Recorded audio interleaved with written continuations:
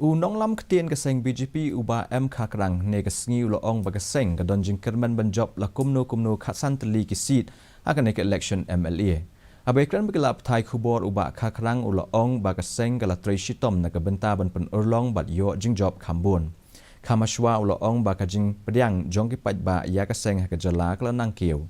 Utai unong ilam keseng uloong bayaki skim kum ka fokus plus support ka jingsiu ke basan hajar tingka la ai syakin nong rep kan ambanra ka jingmi ka babha.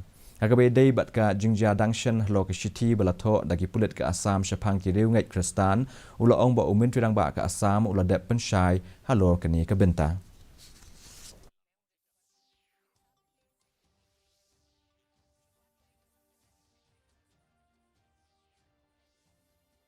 Right now, I can say that we have about 15 seats, which are very promising, and we are working hard for some more seats. And definitely, after the declaration of the candidates, then I can, with confidently, I can assure you that you will see after everything has been cleared up, the candidates been declared, you will see a sudden surge in the strength of the party.